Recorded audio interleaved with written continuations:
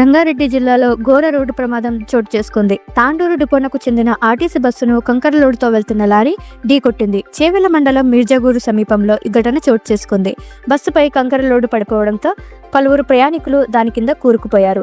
ఈ ప్రమాదంలో 19 మంది మృతి చెందగా 20 మంది తీవ్రంగా గాయపడ్డారు. మృతుల్లో 10 మంది మహిళలు, 8 మంది పురుషులు, ఒక చిన్నారి ఉన్నారు. ప్రమాద సమయంలో ప్రయాణికుల ఆర్తనాదాలతో ఆ ప్రాంతం హృదయ విదారకంగా మారింది. పోలీసులు ఘటనా స్థలానికి చేరుకొని 3 జేసీబీల సాయంతో సహాయక చర్యలు చేపట్టారు. కంకరలో కూరుకుపోయిన వారిని బయటకు తీస్తున్నారు. క్షతగాత్రులను చేవెళ్ల ప్రభుత్వ ఆసుపత్రికి తరలించారు. మృతుల సంఖ్య మరింత పెరిగే అవకాశం ఉంది. 14 మృతదేహాలకు చేవెళ్ల ప్రభుత్వ ఆసుపత్రిలో పోస్టుమార్టం పూర్తయినట్లు మంత్రి దామోదరం రాజనరసింహ వెల్లడించారు. క్షతగాత్రుల్లో 5 పరిస్థితి విషమంగా ఉన్నట్లు తెలిపారు. TS 34 TA 6354 నెంబర్ గల ఆర్టీసీ బస్సు తాండూరు నుంచి హైదరాబాద్కు వెళ్తుండగా ఈ ప్రమాదం జరిగింది.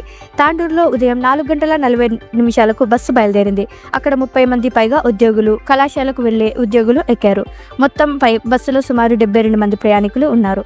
విద్యార్థులు హైదరాబాద్లోని పలు కళాశాలలో చదువుతున్నట్లు సమాచారం.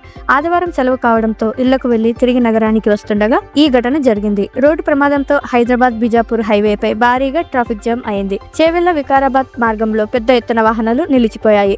ఘటనా స్థలంలో సహాయక చర్యలు కొనసాగుతున్నాయి. ఇప్పటి వరకు 15 మంది ప్రయాణికులతో పాటు బస్సు కండక్టర్ రాధాను పోలీసులు రక్షించారు. కండక్టర్కు గాయాలు కావడంతో ఆమెను ఆసుపత్రికి తరలించారు. సహాయక చర్యలు జరుగుతున్న సమయంలో చేవెళ్ల భూపాల్ శ్రీధర్ పైకి జేసీబీ ఎక్కడంతో ఆయన ఎడమ గాలికి గాయమైంది. సిఐను చేవెళ్ల ఆసుపత్రికి తరలించారు.